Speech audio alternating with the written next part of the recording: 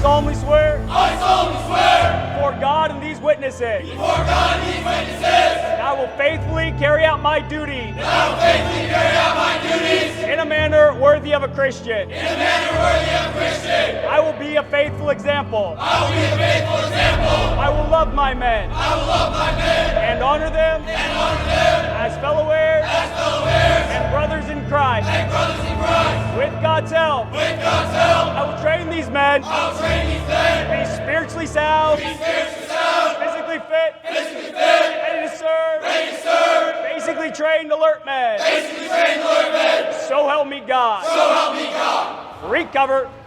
I want to ask you if any of you have ever heard any of these slogans, such as chase your dreams, follow your heart, you do you. Probably we've all heard something like that in some way, shape, or form that says you need to start by looking within to find your true identity. But I have a question for you. If you start by looking in to find how to be true to yourself, aren't you going to run into a couple of problems? If you're supposed to be true to yourself and you start by looking in, who is that self that you're supposed to be true to? Is it who you want to become, or is it who you are right now? Everyone says that you should listen to your heart. But what happens if you find your heart has been lying to you? There are an ever-growing number of verified statistics that tell us that there are capable young men who struggle with hopelessness, depression, with resignation, and sadly, far too often, with suicide. Could there be a better way? Only God is strong enough to handle the weight of all of our hopes and fears, all of our dreams and our meaning, all of our love and our anxieties. Start with God, and only then can you discover who you really are, because you were made to be in relation with Him. So the order must be God first, others second, self last.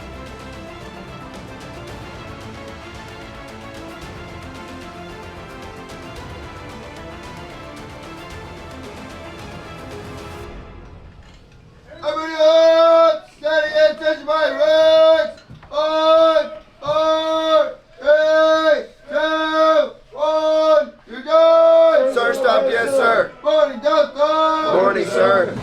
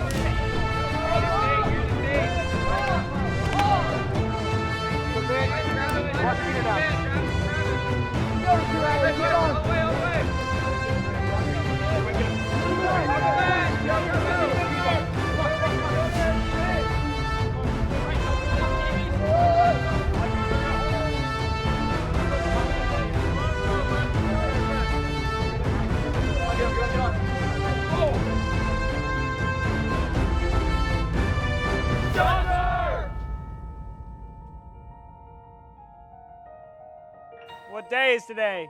Saturday, sir. And what happens on Saturday? Saturday inspection, sir.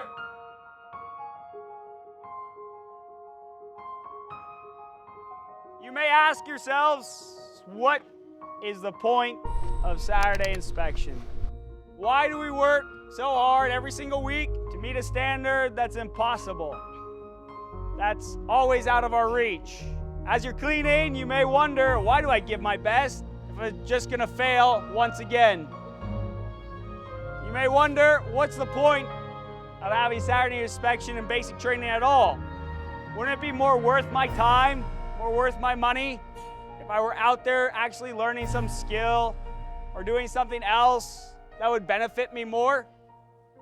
But the reality is, one of the things that will grow you as a man is the ability to face your failures square in the face, not give up, but press on to where you have built with all of your effort, and you have watched what you have built crumble around you.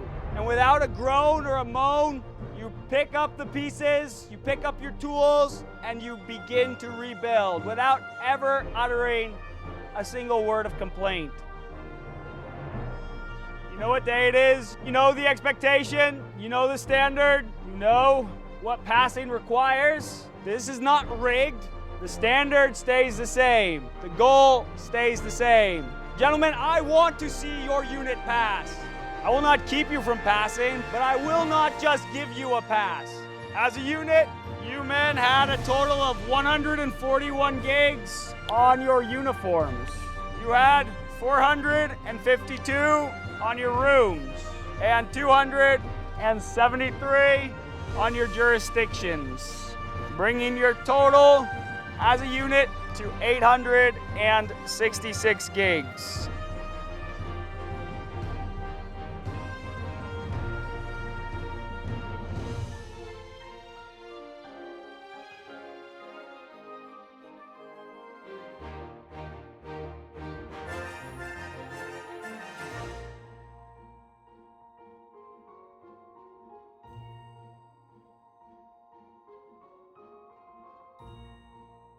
When I arrived this afternoon, I did not expect to find men who had missed their shaves, men whose laces were still laced incorrectly, men whose polish was not touched on their shoes, men with buttons undone on their uniforms.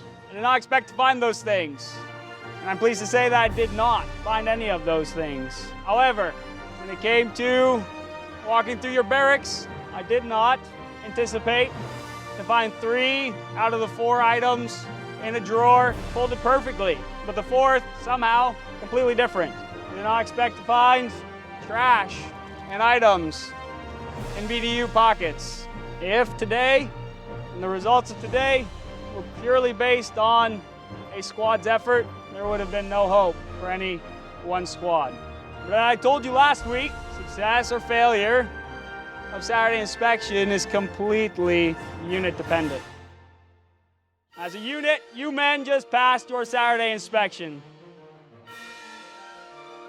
Hurrah, Unit 69!